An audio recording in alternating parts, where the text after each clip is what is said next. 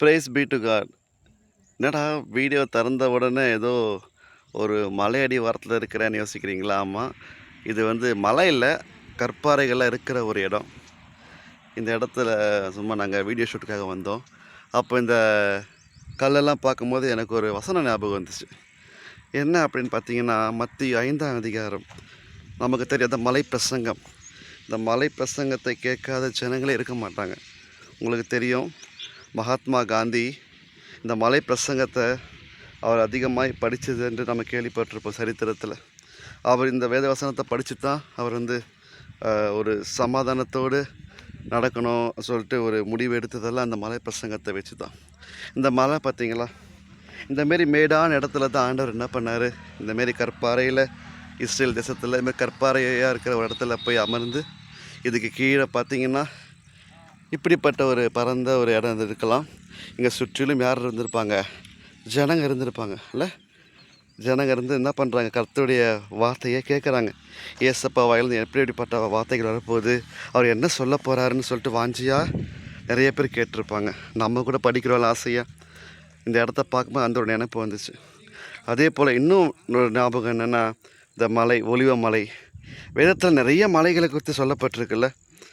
எனக்கு இன்னொரு ஞாபகம் என்ன ஆச்சுன்னா, மலை அவருடைய 2ஆம் வருகையில், பகிரங்க வருகையில் ஒலிவ மலையில் தான் வந்து அவர் என்ன பண்ணுவாராம், வந்து இறங்க வரான். வசனங்கள் அழகாக சொல்லப்படுது. இந்த மலை மேலே நின்று ஏறி நம்ம அந்த வியூவில் பார்க்கும்போதெல்லாம், நம்ம மேலே ஏறி ஏற நம்ம பரலோகத்துக்கே போகிற ஒரு ஃபீலு கண்டிப்பாக வரும். ஏன்னா மேலே ஏற ஏற பாருங்களேன், சிட்டிலெலாம் இப்படிலாம் நம்ம பார்க்கவே முடியாது. சிட்டிலெலாம் வந்து இப்படிப்பட்ட காட்சியெலாம் நம்ம பார்க்கவே முடியாது. பக்கத்தில் வீடுங்க, ஒரு ஃப்ரீயாக நம்ம வந்து இருக்கிறது ரொம்ப கஷ்டமாக இருக்கும்.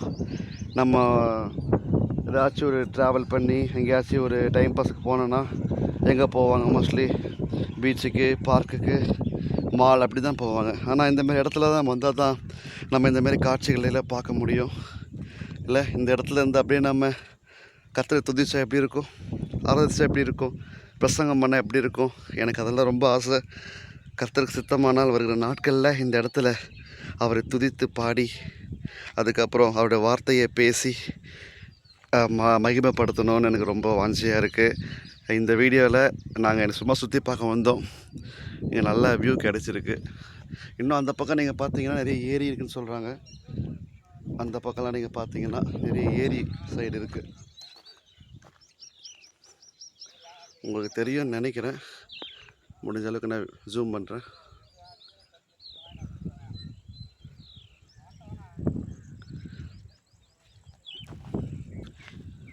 இந்த மாரிலாம் உங்களுக்கு சான்ஸ் கிடைச்சா இந்தமாரி இடங்களுக்கெல்லாம் வாங்க, வந்து நம்ம கர்த்தரை ஆராதிக்கலாம், கர்த்தரை துதிக்கலாம். ஆனால் இன்னும் ஒரு வேதனையான விஷயம் என்னென்னு பார்த்தீங்கன்னா, இந்த இடத்துல நிறைய பாட்டில்ஸ் தான் இருக்குது. என்ன பாட்டில் உங்களுக்கே தெரியும்.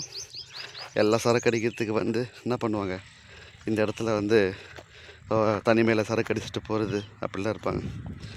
ஆனால் நம்ம இந்தமாரி இடத்துல நம்ம என்ன பண்ணணும்னா, கர்த்தர் நம்ம அருமையான இடத்த கொடுத்துருக்காரு. இந்த பூமி அனைத்து யாருது? கர்த்தருடையது இல்லையா? ஆனால் இந்த பூமியை பாழாக்க நினைக்கிறது யாருன்னா பிசாசு. அவனோட வேலை என்ன? கர்த்தர் படைத்த இந்த பூமியை, மனு புத்திரருக்கு கொடுத்த இந்த பூமியை அவன் என்ன பண்ணணும்னா சின்ன பின்னமாக்கணும். இந்த பூமியை அவன் என்ன பண்ணணும்? சின்ன பின்னமாக்கணும். ஜனங்களை தவறு செய்ய வைக்கணும்னு சொல்லிட்டு தவறாக என்ன பண்ணிட்டான்? இயற்கையை கூட மாற்றி வைத்திருக்கிறான். இன்றைக்கி இங்கே இருக்கிற பார்க்குற மரம், செடி, கொடிகள் எல்லாமே ஒரே ஒருத்தரை தான் ஆராதித்து கொண்டு இருக்குது.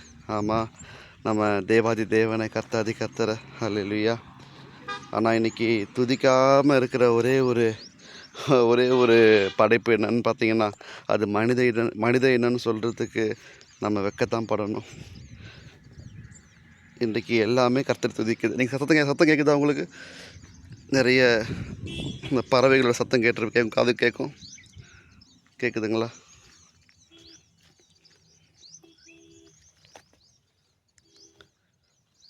பாருங்கள், இந்த இடம்தான். இந்த இடத்துலேருந்து நம்ம என்ன பண்ணோம்? கர்த்தரை நாம் துதிக்கும் பொழுது, ஆராதிக்கும் பொழுது, அந்த துதி ஆராதனை நமக்கு ரொம்பவும் ஒரு புது அனுபவத்தை கொடுக்கும்.